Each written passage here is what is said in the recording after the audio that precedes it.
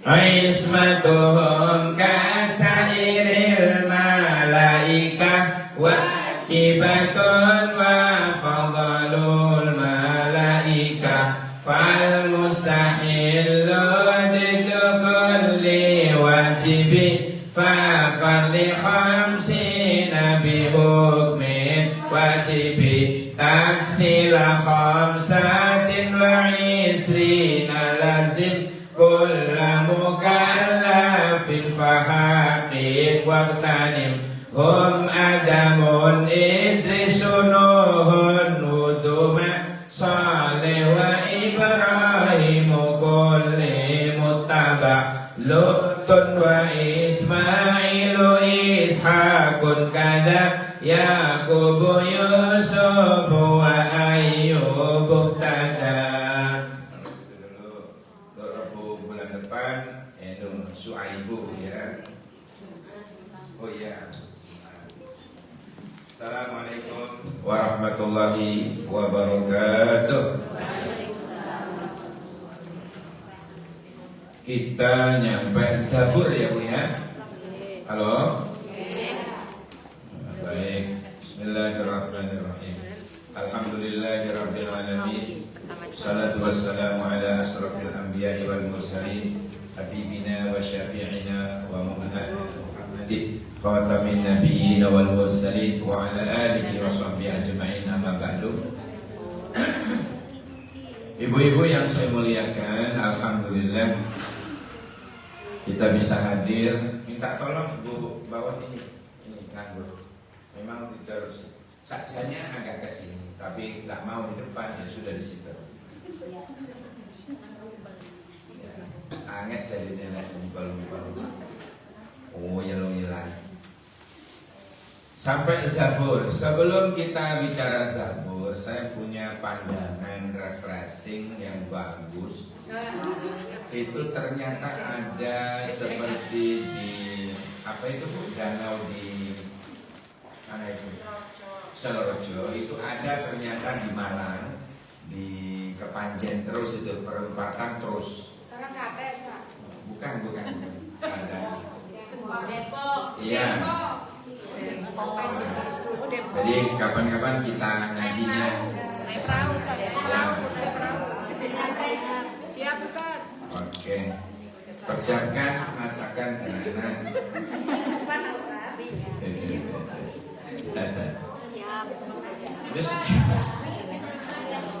Sudah ya. Baik, kembali ke kita. Bismillahirrahmanirrahim. Usul aja usul. Di depan. Kitab Zabur Bu. Halo. Kitab Zabur ini diturunkan Allah kepada Nabi Daud. Sinten Nabi Daud? Romoi sinten? Bapak sinten? Sudirman Sulaiman. Bapak Sulaiman. Bapak Ibun Sulaiman. Zabur ini beda dengan Taurat Ibu. Kalau isi kitab Zabur itu bukan tentang syariat atau hukum-hukum agama. Sebab pada waktu itu Nabi Daud hanya diperintahkan mengikuti syariatnya Nabi Musa. Sehingga isi kitab Zabur itu hanya berisi nasihat dan peringatan saja. Isinya apa Bu? Nasihat dan peringatan. Keterangannya tentang Zabur ini sampai buka nanti surat Al-Isra ayat 55. Wa ataina Dawud zabura, dan kami berikan Zabur itu kepada Daud. Ada di surat apa tadi? Ayat berapa? Ayat 55. Jangan catat di pinggirnya, dengan buka lagi di rumah. Surat Al-Isra ayat 55. Surat Al-Isra ayat 55. Sekarang kita bahas Injil. Saya di rumah ada Injil Barnabas itu, bahasa Indonesia. Itu mengajarkan tauhid sama dengan Al-Quran. Makanya Barnabas sekarang tidak dipakai oleh gereja karena tidak bicara Trinitas, tidak bicara tentang Tuhan tiga, enggak. Jadi di Injil Barnabas itu bicara tentang Allah itu satu, sama dengan Qul huwallahu ahad. Di Barnabas itu tidak mengatakan Tuhan Yesus, enggak, tetapi Allah. Makanya enggak dipakai sekarang. Maka dari itu adalah Injil kuno. Nah, sekarang kita lanjut. Kitab Injil oleh Allah diturunkan kepada Nabi Isa alaihissalam.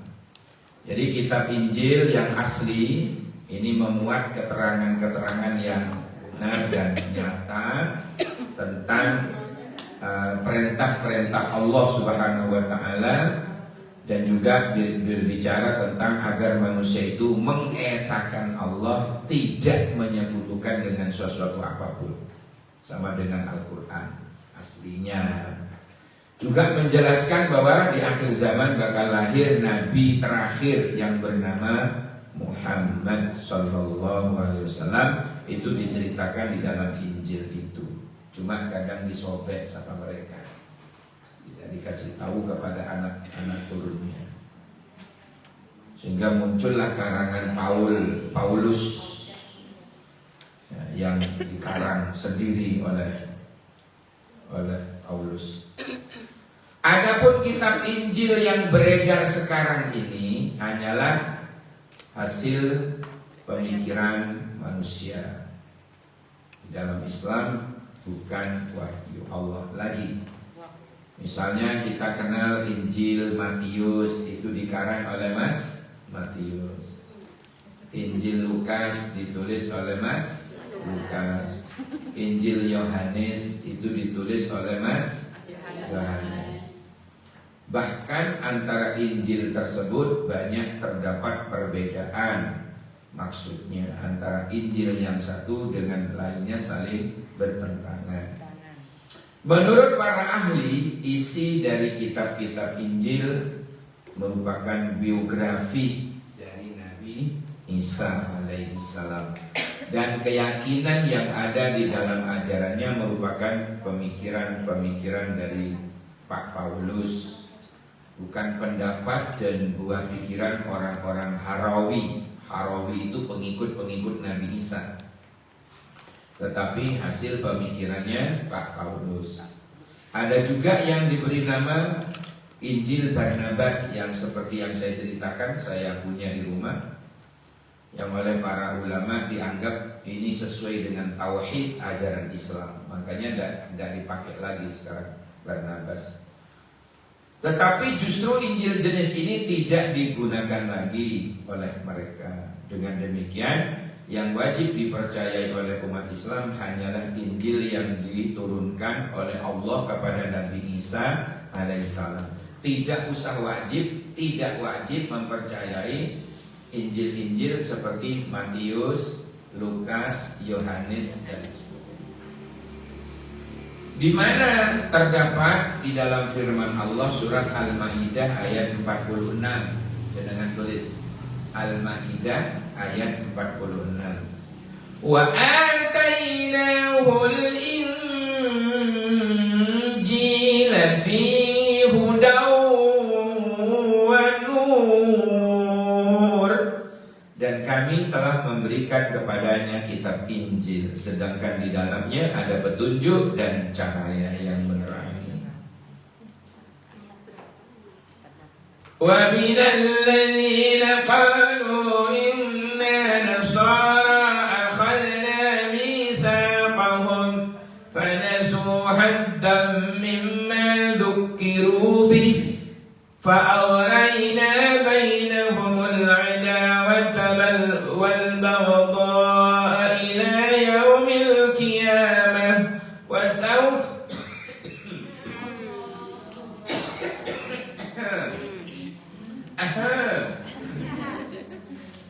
وسوف ينبئهم الله بما كانوا يصنعون.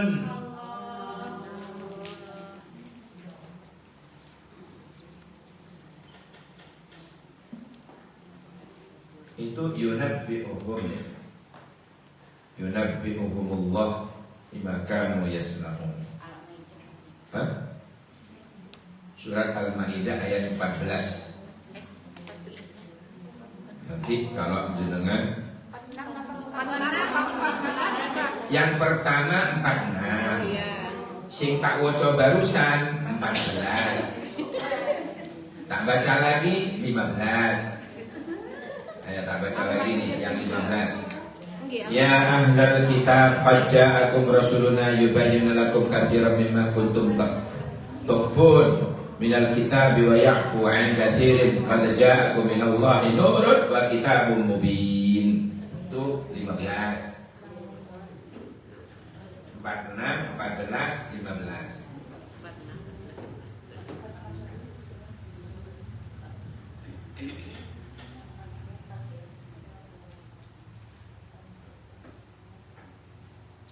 Wahai ahli kitab, sesungguhnya telah datang kepadamu Rasul kami menjelaskan kepadamu banyak dari isi Alkitab yang kamu sembunyikan.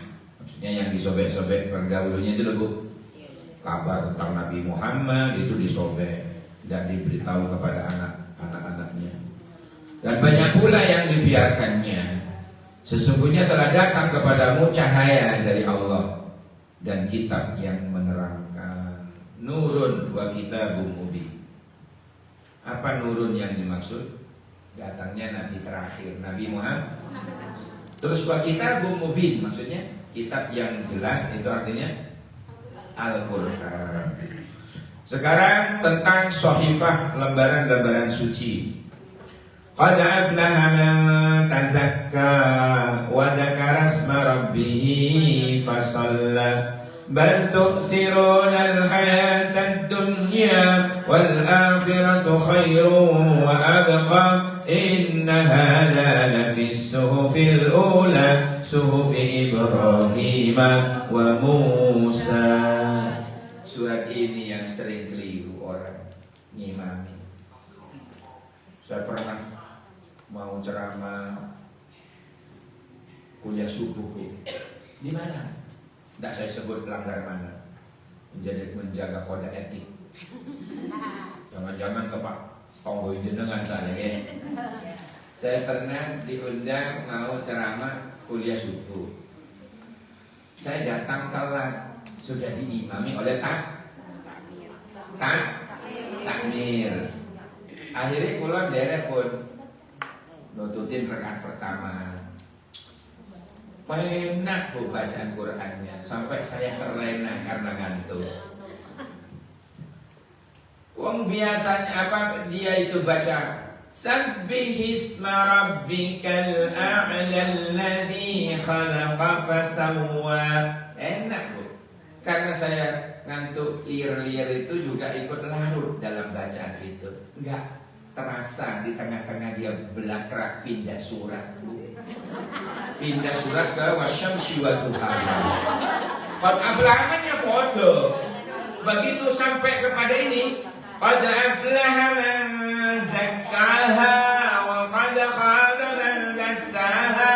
Gitu. Padahal kan qad aflaha man tazakka, ya kan? Mestinya itu mestinya.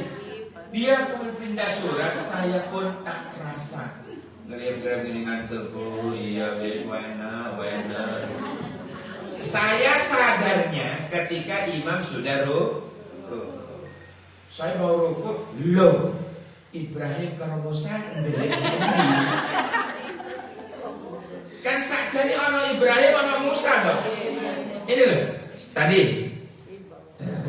Inna hadza lafi suhufil ula suhufi Ibrahim wa Musa. Lah ini kaono nanti Musa karo Ibrahim.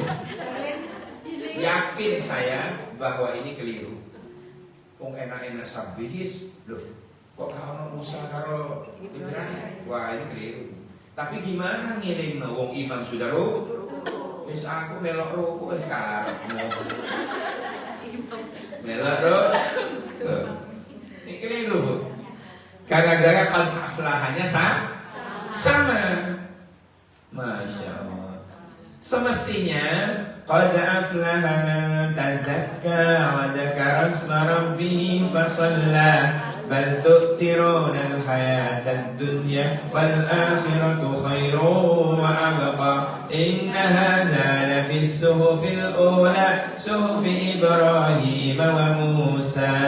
Semestinya orang qad aflaha man tazakka wa dzakara isma rabbih qad aflaha man zakkaha wa qad khaba man dassaha كذبت ثمود بطغواها إذ انبعث أسقاها فقال لهم رسول الله ناقة الله وسقياها فكذبوه فعقروها فدمدم عليهم ربهم بذنبهم فسواها ولا يخاف عقباها.